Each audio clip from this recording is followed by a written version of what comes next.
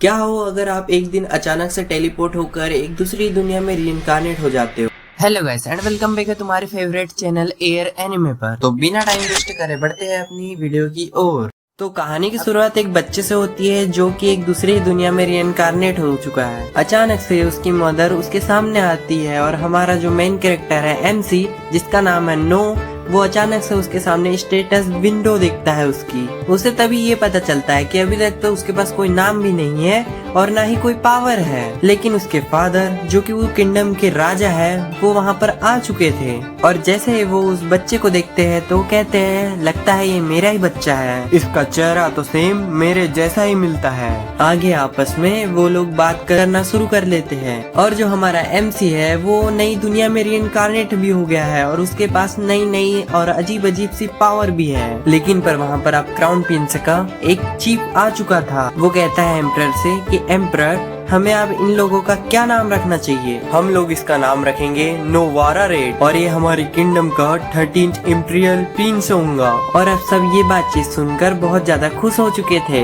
इतने में हमारा एमसी अपनी स्टेटस विंडो फिर से खोलकर देखता है और पाता है कि उसका नाम एक रखा जा चुका है और वो 13 प्रिंस बन चुका है। इस वर्ल्ड में दरअसल जितने भी प्रिंस होते हैं उन्हें इम्पीरियल प्रिंस कहा जाता है। हम देखते हैं एम्परर को जो कि अपने चीफ से कहता है कि मेरे बच्चे के पास कौन सी पावर है। तभी हम देखते हैं कि चीफ को कि जो कि अपने हीरो को वेप्टाइज करना शुरू कर देता है। अब वो उस पर स्पेल मारता है जिससे सभी के सामने उसके स्टेट्स आ चुके थे। तभी सभी लोगों को पता चलता है कि जो हमारा एमसी है उसका जो स्टेट है उसका वाटर लेवल का मैजिक SS रैंक का है। और जैसे ही सब लोग ये स्टेट्स देखते हैं तो उन लोगों को विश्वास नहीं होता है कि किसी बच्चे के पास भी SS रैंक के रैंक हो सकती है। सभी लोग कहने लगते हैं कि मतलब कि इस बच्चे ने पहले ही अपने आप को अवेकन कर लिया है। और जैसे ही इस बारे में सभी लोगों को पता चलता है वो शॉक्ड हो चुके थे क्योंकि आज तक की ऐसा कोई भी नहीं कर पाया। अगले सीन में हम 6 साल बाद की कहानी को देखते हैं जहाँ की अब नो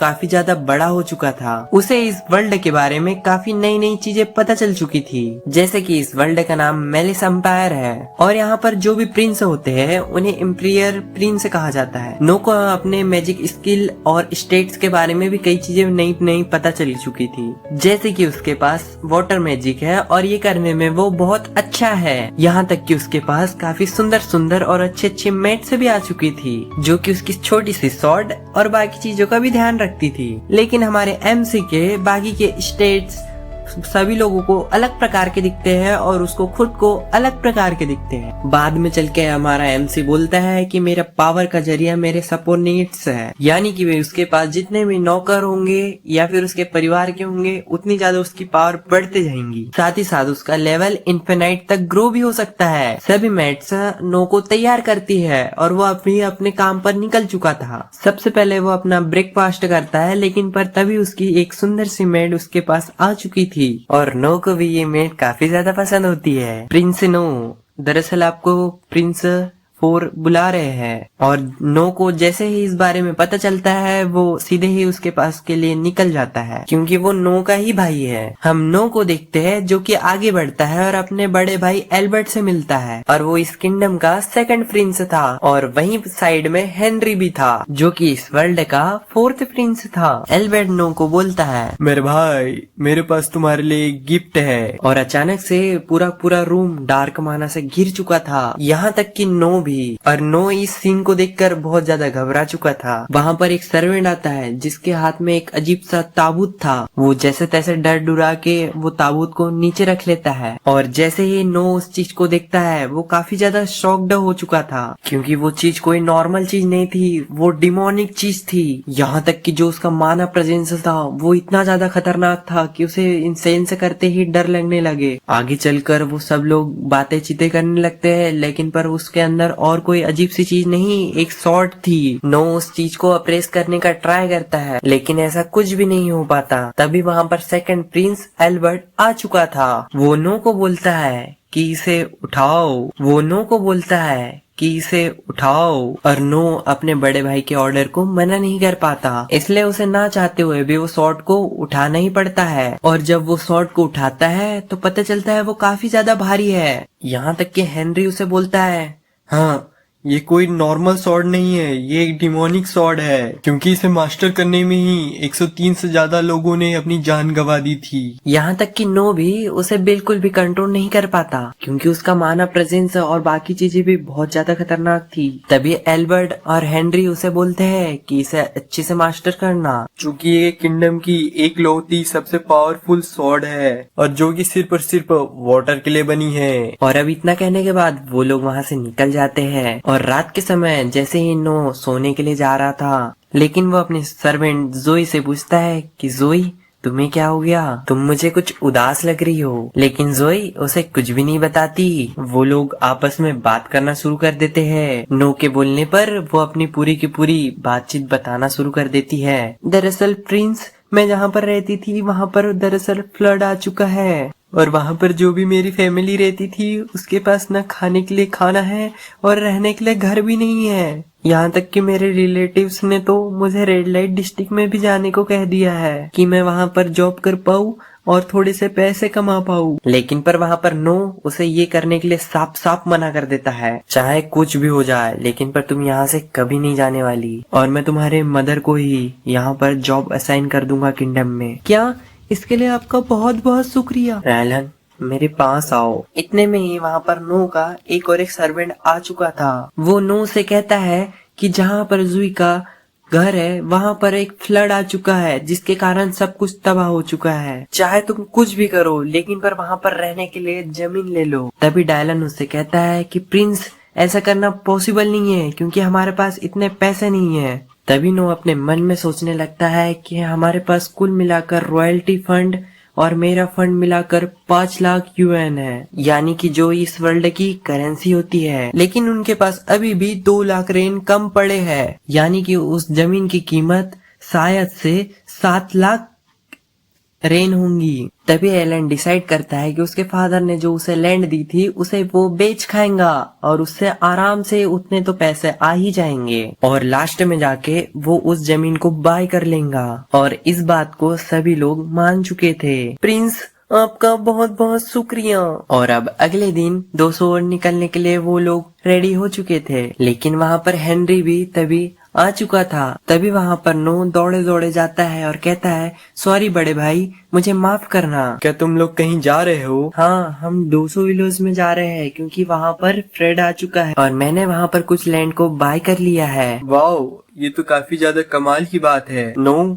मेरे जरा पीछे आना, मुझे तुमसे कुछ बातचीत करनी है, मुझे तुमसे कुछ बातचीत करनी है। आगे हम नो और हेनरी को देखते हैं जो कि कुछ बातचीत करना शुरू कर लेते हैं। हेनरी नो से बातचीत करना शुरू करता है। नो कहता है, क्या आप मुझसे उसी सॉर्ट के बारे में बातचीत करने आए हो? हाँ, मैं उसी के लिए आया हूँ। जैसे कि एल्बर्ट ने कहा कि वो सॉर्ड काफी ज्यादा सस्पिशियस है क्योंकि उस सॉर्ड के पास अपनी ही व्हील है। क्या?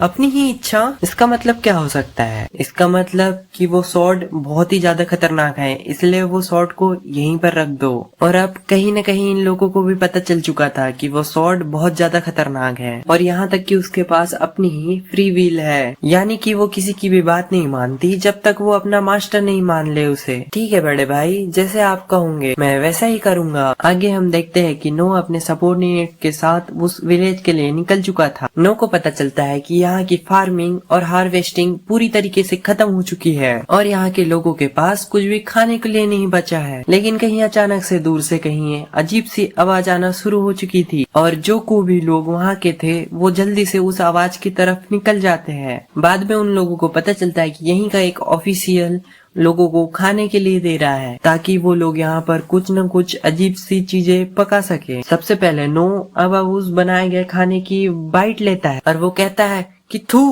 आखिरकार ये क्या है? ये तो काफी घटिया सा है। तभी जुई उससे कहती है, प्रिंस क्या आप ठीक हो? तभी नो को पता चलता है कि ये खाना तो जानवरों से भी बदतर है क्योंकि इसमें कोई भी टेस्ट नहीं है और बाकी न्यूट्रिएंट्स, विटामिन्स और कुछ भी चीज नहीं है। तभी पीछे से एक बुढ़ाऊ कहता है कि हम काफी ज्यादा लकी है कि कम से कम लॉर्ड गेरिल हमें खाना खाने के लिए तो दे रहे हैं। इतने में हम वहाँ देखते हैं कि लॉर्ड गेरिल खुद वहाँ पर आ चुका था और जब नो उसे देखता है तो नो को बिल्कुल भी अच्छा नहीं लगता है। लॉर्ड गेरिल आगे बढ़ता है और उस खाने को देखता है और कहता है, ये तो काफी अच्छा है सिर्फ लोगों के लिए, क्योंकि लोगों का जीना मरना एक बराबर है। और नो को इस बात का सुनकर काफी ज्यादा गुस्सा आ चुका था और उससे बात करना शुरू कर लेता है। मुझे लगता है लॉर्ड गेरिल, तुमने यहाँ पर पैसे देकर लोगों को बुलाया हुआ है। बच्चे, तुम काफी छोटे हो, लेकिन पर तुम्हारी जबान कुछ ज्यादा ही चलती है। क्यों ना मैं तुम्हें खत्म कर दूं। बच्चे, मैंने तो ये सब कुछ जानबूझ के करा है। क्या तुम्हें पता नहीं है कि चीजों को अफोर्ड करने के लिए भी पैसा लगता है? क्या? आखिरकार तुम ये क्या बोल रहे हो? ये सब तो हमारा एम्पायर इन लोगों को दे रहा है और बदले में तुम उन लोगों से पैसे खा रहे हो। और वो लोग नो की बातें को बिल्कुल भी सीरियसली नहीं लेते हैं। तभी इतने में नो बोलता है कि तुम इन मासूम लोगों की मदद नहीं कर सकते, तो तुम कैसे अपने को आपको इंसान कह दोगे, जिससे कि आप लॉर्ड गेरिल और उसके चमचों को बहुत ज्यादा गुस्सा आ चुका था। बच्चे, तुमने क्या बोला? मेरी इंसल्ट करने की तुम्हारी हिम्मत कैसे हुई? क्या तुम जानते नहीं कि आखिरकार मैं हूँ कौन? यहाँ तक कि गेरिल उससे लड़ने के लिए रेडी हो चुका था। बच्चे, तुम लोगों ने बहुत बड़ा पाप किया है और इसकी सजा सिर्फ एक ही है और वो है मौत। और इतने में ही नो गेरिल पर अटैक कर देता है। तभी इतने में वहाँ पर अपनी स्वॉर्ड लिवाइथन। अभी तक वीडियो को लाइक नहीं कराऊंगा और चैनल को सब्सक्राइब नहीं कराऊंगा तो प्लीज कर दो, और उसी के साथ बेल आइकन भी दबा देना, जिससे कि आगे के वीडियो आपको नोटिफिकेशन के तौर पर मिल जाए। तो चलते हैं अपनी वीडियो की ओर। अब हम देखते हैं कि नो, जो कि हमारा हीरो है, वो अपने पिता मतलब एम्परर के पास जाता है, एम्परर हॉल में। तभी हमें बताया जाता है कि उसके फादर बोलते हैं, एलन मेरे बच्चे, मैंने तुम्हारी रिपोर्ट पढ़ी थी और मुझे ये बात समझ में नहीं आ रही कि जो मैंने आपको लैंड दी थी उसे आपने बेच क्यों दिया। क्या तुम मुझे बता सकते हो कि ऐसा क्यों हुआ? तभी एलन कहता है, हाँ, आपने जो कुछ सुना वो सही सुना। दरअसल ये कि जहाँ से मेरी मेड है, उसकी फैमिली को हाल फिलहाल में एक फ्लड का सामना करना पड़ा, इसलिए मैंने उस जगह को खरीदने के लिए उस लैंड को बेच दिया, क्योंकि मेरे पास ज्यादा पैसे नहीं थे। ये चीज तुमने काफी अच्छी की, और यहाँ तक कि उस विलेज में तुमने जाकर वाटर मैजिक शॉट को भी मास्टर कर लिया। हाँ, मैंने ऐसा ही किया। इसके बाद अब वो नो के स्टेट्स को चेक करने लगते हैं, जहाँ पर उन लोगों को पता चलता है कि जो नो का वाटर लेवल मैजिक है वो डबल एस से होकर ट्रिपल एस हो चुका है। और ये चीज को तो देखकर काफी ज्यादा शॉक्ड हो चुके थे वो लोग। तभी एम्परर बोलते हैं कि नो, तुम इसी प्रकार से मेरी टैलेंट से मदद करते रहो तुम्हारे। हाँ, मैं बिल्कुल करूंगा। आगे चलकर नो और उसकी मेड एक दूसरी सिटी में आ जाते और यहाँ पर वो दरअसल किसी काम से आए थे। अब वो लोग आगे चलना शुरू कर देते हैं। आगे वहाँ पर जुई उसका वेट कर रही थी। और एक राज की बात बताओ, ये जो मेड है ये नो को पसंद भी है। और अब फाइनली वो एक अजीब से हॉल में जाना शुरू कर देते हैं। सबसे पहले तो वहाँ पर नो जाता है और फिर उसके साथ साथ में पीछे पीछे उसकी मेड यानी जोई भी निकल जाती है। लेकिन पर वहीं पर स्टेट्स को देखना शुरू कर देता है नो। पर अचानक से वहाँ पर एक शो होना शुरू हो जाता है। वहाँ पर एक सिंगर आती है और वो सभी के लिए गाना गाना शुरू कर देती है। और यहाँ तक कि नो को भी उसका गाना बहुत ज्यादा पसंद आता है, क्योंकि उसने इस वर्ल्ड में आकर पहली बार कोई गाना को सुना था और उसे वो गाना बहुत अच्छा भी लगता है। और यहाँ तक कि नो को उसकी आवाज बहुत प्यारी भी लगती है और थोड़ा सा दर्द भी लगता है। तो वो सोचता है कि हमें कैसे न कैसे कर इससे दोस्ती करनी ही होगी। बाद में जाकर एलन सोचता है कि ये इतना भी बुरा नहीं गा रही है और मुझे जहाँ तक पता है कि इसका नाम एलिस जे है। अब हम देखते हैं कि एलिस जे गाना गाना शुरू कर देती है, लेकिन पर हम तभी देखते हैं कि अचानक से पीछे से कोई एक आवाज आती है, इस आवाज को बंद करो, ये बहुत बेसुरी है। और अचानक से वहाँ पर 3 लड़के आ जाते हैं, जिसमें से एक मोटा बहुत भद्दा सा था और 3 उसके चमचे। अब वो लोग वहाँ पर आ चुके थे और वो काफी ज्यादा गुस्से में थे और अब उन लोगों को कैसे न कैसे कर उस लड़की को पीटना था। अब वो लोग आगे बढ़ते हैं और अब उस लड़की को वो लोग बुली करना शुरू कर देते हैं। और उसमें से जो मोटा वाला था वो उसे बोलने लगता है, तुम इस भद्दे से गाने से कभी भी तुम्हारे बाप के डेप्ट को पूरा नहीं कर पाऊंगी। तभी वो लड़की बोलती है कि मेरे पास इसके अलावा और कोई काम नहीं है। तभी वो मोटा बोलता है ना, तुम्हें भी पता है कि तुम्हें कैसे पूरा करना है इसे। और उसे बोलता है कि मुझे हंसाओ मत, तुम्हें भी पता है कि मुझे क्या चाहिए तुमसे। और वो मोटा आदमी बोलने लगता है कि तुम्हें भी पता है कि तुम्हें कैसे तुम्हारे फादर के डेप्ट को तुम्हें पूरा करना है, बस तुम्हें मेरे साथ एक रात रुकना होगा। तभी हम देखते हैं कि बाकी के लोग हंसना शुरू करने लगते हैं और बाकी के जो नल्ले लोग हैं वो कुछ भी नहीं कर पाते। तभी पीछे से नो बोलता है कि रुक जाओ बच्चे, तुम तुम्हारी मम्मी के पास वापस निकल जाओ। लेकिन तभी हम हमारे नो को देखते हैं। अब नो आगे बढ़ता है और बोलता है कि इंपीरियल लॉ 60 के अनुसार तुम उस लड़की को बदनाम करने की कोशिश कर रहे हो और उसकी बॉडी को सेल करने की कोशिश कर रहे हो, जो कि एक बहुत बड़ा गुनाह है, और इसके बदले में मैं तुम्हें मारने के लिए भी बिल्कुल तैयार हूँ। और अब नो भी स्टेज पर आ चुका था और वहाँ पर वो बोलना शुरू कर देता है उन लोगों को, तुम जो लोग भी हो और ये जो बुरा काम कर रहे हो ये बहुत ज्यादा गलत है। लेकिन पर अब वो मोटा सा आदमी नो को गले से पकड़कर वहीं पर उठा देता है। बच्चे तू मेरे साथ मत भिड़, नहीं तो मैं तुझे मार दूंगा। लेकिन पर अब हम देखते हैं कि नो को भी काफी ज्यादा गुस्सा आ जाता है और वो अपनी लीवाइथन की पावर को एक्टिवेट कर देता है और लीवाइथन का जैसे ही 1% मैजिक उन लोगों पर होता है वैसे ही वो डर के भाग जाते हैं वहाँ से। वहीं पर अब नो एलिस जे से बातें करना शुरू कर देता है और वहीं पर एलिस जे उसे बताती है कि अभी भी उसका डेब्ट उस पर भारी है और ये सिंगिंग करके वो उतना पैसा नहीं कमा पाती है और क्योंकि उसकी माँ बीमार है उसके लिए इलाज के लिए भी पैसे लगते हैं, इसलिए वो उसे बहुत बहुत शुक्रिया बोलना चाहती है। और तभी सभी लोगों को पता चलता है कि वो लड़का आम लड़का नहीं है, जबकि नो एक प्रिंस है। आगे चलकर नो और एलिस जे फिर से बातें